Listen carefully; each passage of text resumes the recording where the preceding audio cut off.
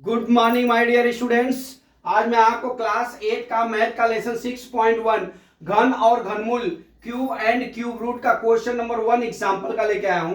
इसमें क्या दिया है कि क्या 243 एक घन पूर्ण घन है। तो 143 पूर्ण घन कब होगा?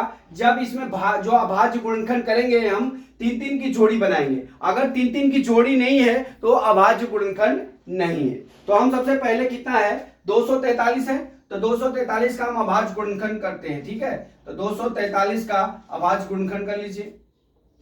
तो देखिए 3 से कटेगा तो 3 अट्ठे 24, 3 एकम 3, फिर 3 से काटिए 3 दूना 6, 6 2 8, 3 सत्ते 21 हो गया। फिर 3 से काटिए 3 नवा 27 हो गया। फिर 3 से काटिए 3 त्रिका 9 हो गया। फिर 3 एकम 3 हो गया। ठीक है, अब यहाँ पे देख लीजिए 243 का अभाज्य गुणनखंड कितना आया? 3 गुणे 3 सॉरी 3 गुणे 3 गुणे 3 गुणे 3 गुणे 3।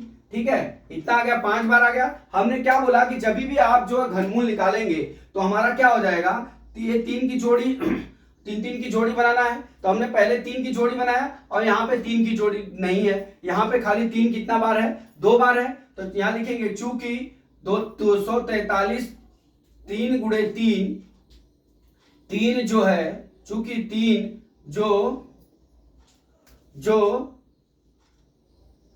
तीन जो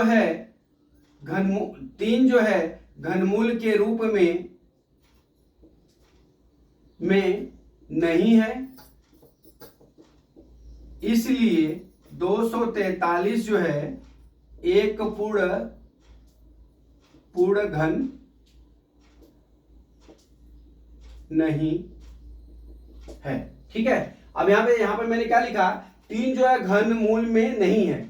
घनमूल मतलब घन में नहीं है, इसलिए 243 एक पूर्ण घन नहीं है। तो दोस्तों एक चीज बता दूं, यहाँ पे अगर इस तरह से पूछा जाएगा तो हमारा जो घनमूल आएगा आपको ये याद रखना है, इस तरह से आपको लिख के 3 3 का घन बनाना है। तो यहाँ पे देख लीजिए, यहाँ पे क्या हो गया हमारा?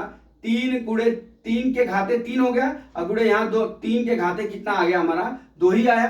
3 के घाते 2 ही आया, तो 1 2 कम है, इसलिए जो 3 है ना, ये जो 3 है घन में नहीं है, इसलिए 243 एक घनमूल एक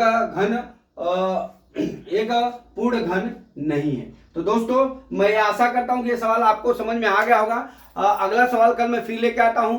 जय मां सरस्वती, जय भारत माता, जय जवान, जय किसान।